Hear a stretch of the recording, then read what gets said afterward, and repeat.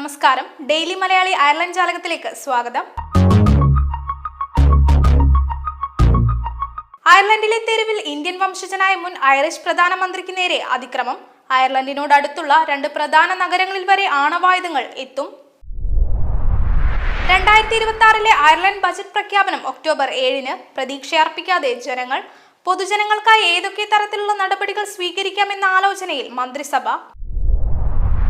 അയർലൻഡിൽ അടുത്ത മാസം നടക്കാനിരിക്കുന്ന പ്രസിഡന്റ് തിരഞ്ഞെടുപ്പിനായുള്ള വോട്ടർ പട്ടികയിൽ പേരു ചേർക്കാനുള്ള അവസാന തീയതി ഒക്ടോബർ 7.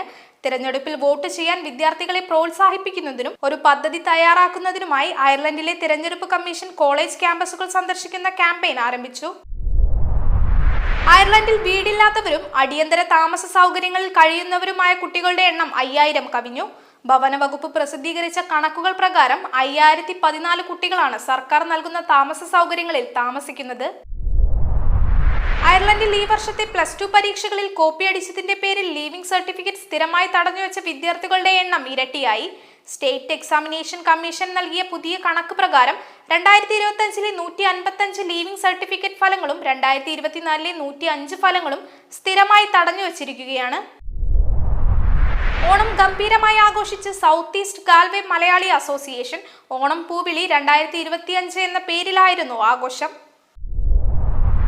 അയർലൻഡിലെ കോർക്കിൽ വെച്ച് നടന്ന all Ireland Shine memorial volleyball tournament season 2 Cork Lions volleyball club കിരീടം നേടി. ഫൈനലിൽ മുൻ ചാമ്പ്യന്മാരായ KVC ഡബ്ലിനെ എതിരില്ലാതെ 2 സെറ്റുകൾക്ക് പരാജയപ്പെടുത്തി കോർക്ക് ലയൺസ് കിരീടത്തിൽ മുത്തമിട്ടു. അയർലൻഡിലെ ഇന്ത്യക്കെതിരെ ഉണ്ടായ അതിക്രമങ്ങൾ തടയുന്നതിനായി ശക്തമായ നടപടികൾ സ്വീകരിച്ചതായി കേന്ദ്ര വിദേശകാര്യമന്ത്രി അറിയിച്ചു.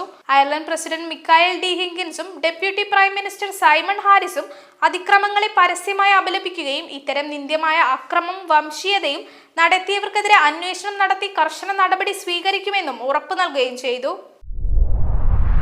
ഡംബ്ലിൻ വിമാനത്താവളത്തിലെ കാർ പാർക്ക് സ്ഥലങ്ങൾക്ക് ഫ്ലാഷ് സെയിൽ സമയത്ത് ഉപഭോക്താക്കളിൽ നിന്ന് അമിത നിരക്ക് ഈടാക്കിയതിന് ക്ഷമാപണം നടത്തി ഡംബ്ലിൻ വിമാനത്താവളത്തിന്റെ ഓപ്പറേറ്റർ. ഉപഭോക്താക്കൾക്ക് 35,000 യൂറോ തിരികെ നൽകാൻ തീരുമാനിച്ചു.